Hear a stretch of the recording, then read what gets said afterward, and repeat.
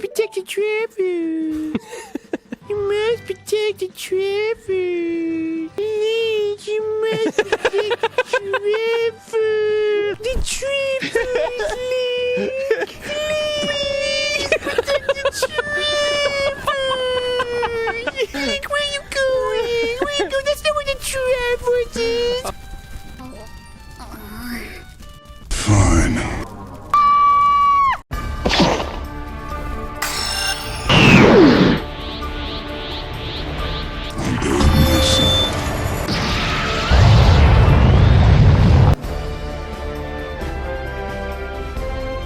In 2017, the world was blessed with the Legend of Zelda Breath of the Wild, a game that I'd crown as the best video game ever created in this godforsaken earth. Such a wonderful surprise, it rewired a franchise that I deemed dead. And when its sequel got announced, you know I made 3 backflips, danced the whole weird all in this together choreography, and shouted my lungs out in pure ecstasy. And when the game came out this year, and made Breath of the Wild my favorite game of all time look like a tech demo, like the past 3 Pokemon generations, boom!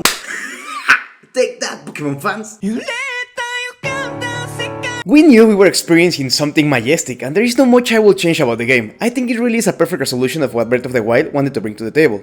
I know the dungeons are underwhelming and the last fight is too easy, but even though those things rub me in the wrong way, there is one specific decision that I think was a huge missed opportunity. You see, when they reinvented the franchise, they also wanted to reveal the characters, and the character that really shows this new development is Zelda. She really did a 180 in her character, since she isn't this godlike silent figure we interact with for like 3 minutes at the end of the game. Now, she is the voice of the franchise. She is part of a duo of main characters. She speaks for us, she reminds us everything that is going on, and she talks, and talks, and talks, and talks. It's hard to hide her huge character development from their past interpretations. And this protagonism was shown in every single trailer. They show her a lot, leading us to think that she will have a major role, or even a co-op section, I don't know. This gave me the idea that we will finally see her having her first protagonic role as a playable character. We have seen her get better and better with her powers, and even saw her kicking some ass in Hyrule Warriors. All of that combined with the way the story of Tears of the Kingdom was being told, it really gave me this huge aura of her finally being playable, since the story is divided in 2 different time periods. But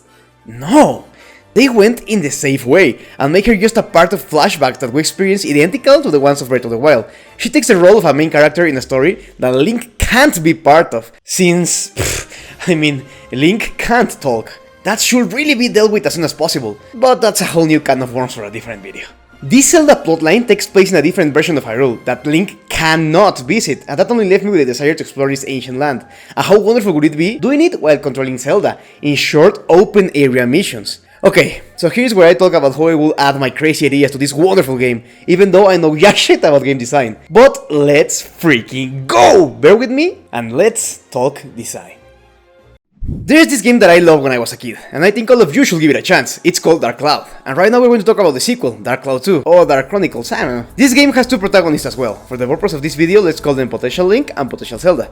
The story of the game brings them together, and you have misadventures try to get to the finish line for each of their respective stories. Yeah, you heard that right. Each character wants something different. It's just because of some quirky incidents that they have to come together and have to travel together too. But each character has his own goal in mind. And I think this is one of the strongest design aspects of the game. And it doesn't stop there. They fucking flex on us saying, I'm going to make you experience a One Piece arc and you're going to thank me after that. You see, whenever we have a game with multiple characters, they always stick together no matter what. And the biggest change they are allowed to make with the help of the story is making one of them leave the crew for a while. Like Yuna leaving for her wedding, or Donald and Goofy leaving Sora for Riku. But here, each protagonist, Potential Zelda and Potential Link, are their own character, making them split up multiple times and even having battles at the same time. And inside those battles, they make this to be continued stuff in checkpoints of each battle, to catch up with the other character. And that blew my freaking mind back in 2003 when the game came out. You are experiencing 2 stories mixed together because they are happening at the same time in the game. It made me feel inside a One Piece arc, like how you will experience Sora's fight at the same time as Sanji's or Nami's, etc. because all of them are happening at the same time canonically. The world keeps moving outside of your main character, and each character deserves its own moment in camera. So this got me thinking, why not exploit this idea with Zelda in Tears of the Kingdom? At this time I'm going to guess you already have 1 tier minimum in the game, and you have experienced your first Zelda flashback. So, minor spoilers ahead for the flashbacks of Tears of the Kingdom. So my idea here is, how about instead of just watching the cutscene, we're actually transported to that timeline, and we take control of Zelda. Hear me out. We know Zelda is in a time where Hyrule was full of peace, but we could actually experience it firsthand, and there is a way for us to play without having to kill bokoblins or start an inner war just for our amusement. In the first memories we learned that Queen Sonia has the same control of time as Zelda, and Raru has control of light magic. Why not have the first memories train us on how to use that magic? We can train with dummies, or sunlight robots, or even guards, because we are a princess and we can do whatever we want. And if you're thinking, I found the 7th memory for the first one, well, the memories are just going to be playable in order, so you can learn how to use Zelda and then go to the harder missions in the latest memories. And maybe after beating the memory you can get an extra cutscene as a reward to entice you to complete the missions. And collecting the 7th memory after playing the first 2, it's only going to make you want to find the other ones so you can play in that 7th memory, because it had a cutscene that you really liked. And of course, as everything in Tears of the Kingdom, these missions will be optional, so if you want to do them, neat. If you don't want to bother, good for you, keep playing with Link. So, how will Zelda and these missions play? Everything should make sense in whatever is going on in the memory. You can have multiple training memories and then start fighting bosses, like each of the sages. They may put some sort of trial for you to accept taking part on the battle against the Dark Lord. And the missions play something like the Hyrule Warrior games. You fighting against armies in some open areas, and at the end you can have an isolated battle against the sage. And after that, we can have battles against the Gerudo spies in the castle, or maybe be part of the Molduga battle as we hold the swarm of giants while Raru arrives to the scene. This battle with the sage's idea can actually be divided in 2 parts. The memory that you pick from the ground, where you battle the armies, and after reaching the sage, you can fight them only after completing the temple in Link's timeline. So instead of that tedious bullshit same old goddamn cutscene each temple has, you can pick up with Zelda and play that isolated battle against the sage. And if you haven't completed the memory trial, you can complete the temple normally, and only after completing the memory, there is a cutscene of a tear floating in the place you pick up the magic stones or whatever shitty name they gave them in the game.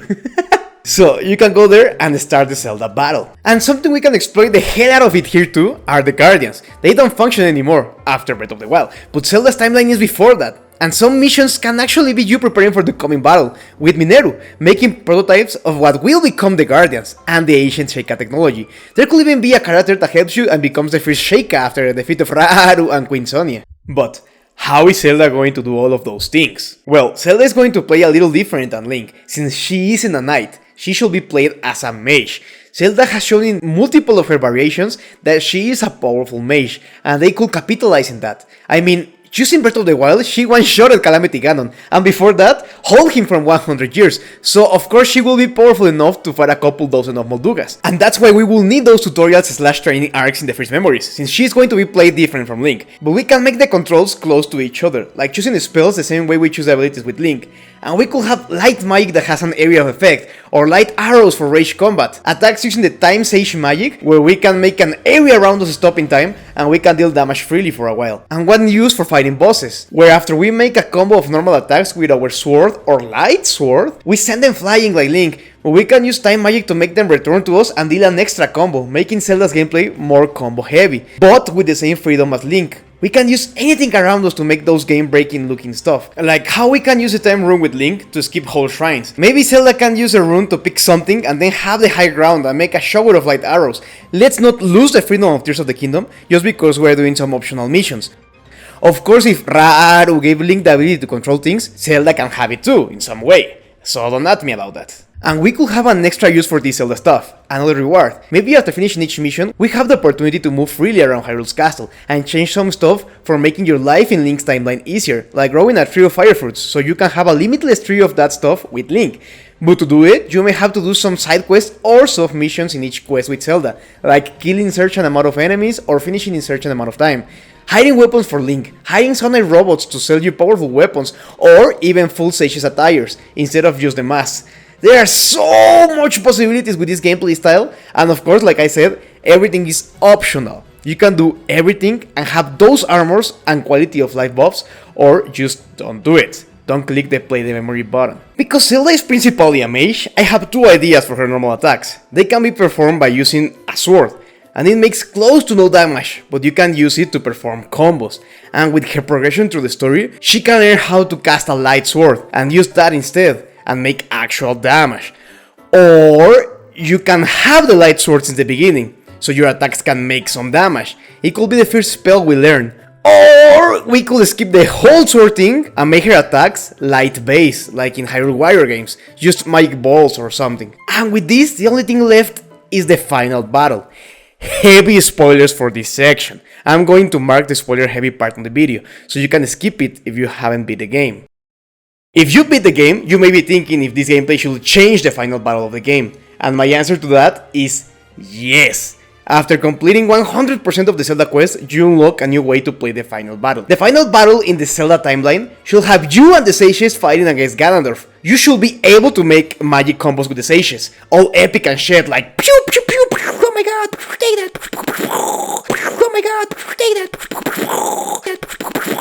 But after depleting Ganondorf's life bar, he becomes the Demon King form, and you can't deal a single point of damage to him. Then you can feel how powerful he is, not just being told how the battle went. And after that, in Link's timeline, you should be able to control Zelda in her dragon form, and bite Ganondorf, grab him, headbutt him, and stuff like that. And after making him become tired, you can approach him and press a button to switch control to Link, and jump with him and do the same old fight we have in the game. That extra gameplay is a wonderful reward for accepting Zelda's quest. And even though I believe no one should skip the option of playing it, I think there are going to be people that doesn't really care and just want the enhanced experience from Breath of the Wild. So give it to them. Making this optional I think is a great idea, and a wonderful side quest for all of us that like completing this game 100%. We don't change the wonderful gameplay of the game, it stays intact. We just add to it. With that we can start bringing Zelda to the spotlight, and maybe become the protagonist of her own game, or finally become an active part in this 50-50 protagonism she has with Link. And make this game closer and closer to becoming a true Legend of Zelda. You know the whole deal. If you like this video, like and subscribe. It's really easy, you just need to click that button. And of course, tell me in the comments what you think about Zelda being a playable character. I think it's really time for Zelda to take a major role in the game. And of course, Link has to talk, man. They need to make Link talk.